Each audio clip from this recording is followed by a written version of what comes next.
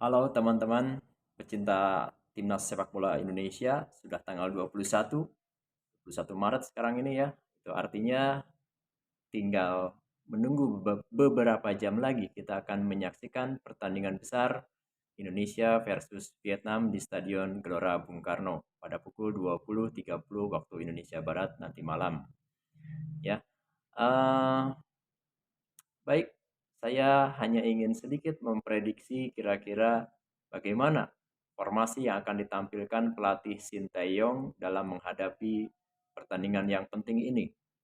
Ya, ini pertandingan yang sangat penting bagi Indonesia. Tentu saja Indonesia ingin memenangkan pertandingan ini karena memang di grup ini Indonesia masih menempati posisi buncit ya dengan poin satu hasil pertandingan melawan Filipina di Manila sana. Nah, kalau Indonesia ingin merangsek ke posisi kedua, itu artinya Indonesia harus memenangkan pertandingan melawan Vietnam ini. Jika seri apalagi kalah ya akan sulit. Ya. Pun sebaliknya dengan Vietnam, mereka ingin membalas dendam kekalahan mereka di Piala Asia beberapa waktu lalu. Kekalahan yang sangat menyakitkan bagi skuad Vietnam yang membuat mereka tersingkir dari Piala Asia. Mereka pasti akan mati-matian berusaha untuk menahan Indonesia agar tidak menang di Stadion Gelora Bung Karno ini. Ya, maka ini perlu hati-hati nih. Pelatih beserta pemain Indonesia harus berhati-hati dengan semangat yang diusung oleh para pemain Vietnam nanti. Nah, kalau saya prediksikan nanti pelatih Sinteyong akan menggunakan formasi 3-4-3 biar terbuka menyerang ya, bermain terbuka tapi juga tidak lupa untuk bertahan. Nah, kalau formasinya seperti ini, saya memprediksi pemain-pemain yang mampu menyerang dan bertahan dengan baik itu ada pada diri Pratama Arhan dan Sandy Walsh ya. Pratama di kiri, Sandy Walsh di kanan. Itu akan menopang pergerakan Ivar Jenner dan Mark Klok. Maka nanti di lini tengahnya 4 pemain itu yang bisa dipasang. Pratama di kiri, di tengah ada Ivar, dan ada Mark Klok juga, kemudian ada Sandy Walsh. Lalu bagaimana dengan posisi belakangnya? Kita ketahui posisi belakang kita kehilangan Jordi Amat dan Elkan Bagot. Maka saya memprediksi di lini belakang itu ada Jai Izes, kemudian ada Rizky Rido, lalu ada Justin Hubner. Nah ini saya kira formula yang cukup tepat lah ya untuk dipasang di lini belakang timnas Indonesia. Lalu penjaga gawangnya siapa? Saya prediksikan Nadeo Argawinata akan tampil di bawah Mister Gawang timnas Indonesia. Dan di lini serang, saya prediksikan yang akan tampil adalah Marcelino Ferdinand di kiri, Jakob Sayuri di kanan, dan Rafael Struik di tengahnya sebagai penyerang tengah. Itu kira-kira ya. Trisula itu mudah-mudahan mampu memborbardir lini pertahanan Vietnam. Kalau tidak menempatkan Rafael Struik di tengah sebagai penyerang tengah, maka saya prediksikan Ramadan Sananta nih yang bisa saja dipasang oleh Sinteyong sebagai goal getter ya, sebagai ujung tombak. Nanti Ramadan mungkin bisa ditopang oleh Rafael Struik. Nanti Rafael Struik bisa saja digeser ke posisi kanan bergantian dengan Jakob Sayuri nantinya. Di kiri tetaplah miliknya Marcelino Ferdinand. Dia punya pergerakan yang eksplosif, punya umpan-umpan kunci yang bagus juga ya Marcelino Ferdinand ini.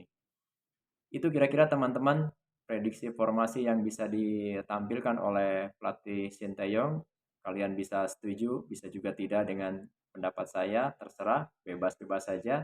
Ya, yang jelas Indonesia jangan lupa untuk bermain menyerang, tapi juga jangan lupa untuk bertahan. Dari transisi dari menyerang ke bertahannya harus berjalan dengan baik, ya. Dan itu bisa diterapkan oleh Pratama Arhan dan Sandy Walsh. Ya mereka berdua ini harus aktif menyerang juga aktif bertahan. Begitu teman-teman.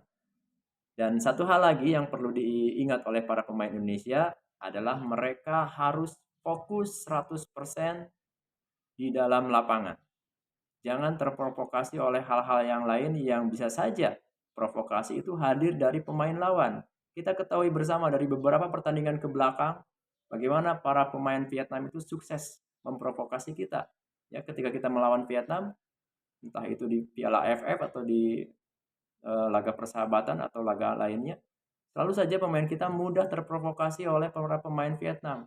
Ini artinya para pemain Vietnam ini akan melakukan segala cara demi menghambat tim Indonesia agar tidak memenangkan pertandingan. Bisa saja permainan keras mereka itu ya mampu memprovokasi para pemain kita agar tampil emosional. Nah, kalau sudah emosi, mudah sekali akan buyar konsentrasinya, akan tidak akan berjalan dengan baik game plan yang sudah dicanangkan oleh pelatih Sinteyong. Untuk itu kepada pemain sekali lagi tolong jangan terprovokasi. Kita harus main tenang saja, tenang, jangan gerasa-gerusu. Nah, yang saya khawatirkan sih ada Justin Hubner yang mainnya cukup keras juga dia. Saya khawatir ya dia kan pemainnya masih muda ya, dia pemain muda, khawatir dia mudah terprovokasi oleh para pemain Vietnam, tapi mudah-mudahan itu tidak terjadi ya. Justin bisa menunjukkan kedewasaannya dalam bermain nanti. Itu kira-kira teman-teman, kalau emosi kita sudah dikuasai oleh para pemain Vietnam, ya kita bisa saja kecolongan oleh Vietnam. Dan kalau kita kecolongan, kalau kita duluan kemasukan gol oleh Vietnam, ini akan sulit. Maka jangan sampai kita kecolongan terlebih dahulu. Kalau kita kecolongan terlebih dahulu, ini akan mengganggu mentalitas bermain anak-anak Garuda. Dan mereka akan sulit mengembangkan permainan. Maka tolong nih, lini pertahanannya harus betul-betul konsentrasi. Jangan sampai kecolongan gol lebih dulu oleh Vietnam. Begitu. Ya, mudah-mudahan Jay Ijes dengan pengalamannya bermain di Serie B Italia, kemudian ada Justin Hubner, pengalamannya bermain di Liga Inggris, itu bisa memberikan dampak yang luar biasa bagi lini pertahanan Indonesia.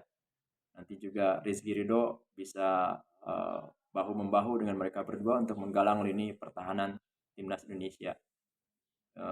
Mudah-mudahan juga Mark Klok yang beberapa pertandingan terakhir di Persib, di klubnya, dia bermain dengan baik. Kali ini bisa bermain baik pula di timnas Indonesia, tidak seperti di Piala Asia.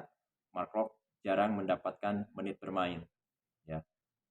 Lalu nanti bagaimana para pemain cadangannya, sama pemain cadangannya juga harus tampil luar biasa, harus tampil eksplosif ya. Jangan sampai mereka yang menjadi pengganti para pemain utamanya bermain tidak baik juga.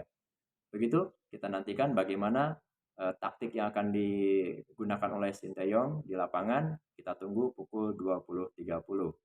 Sebagai supporter, sebagai pemain ke-12 timnas Indonesia, kita jangan henti-hentinya mendoakan, mendukung terus support timnas Indonesia untuk kebanggaan Indonesia.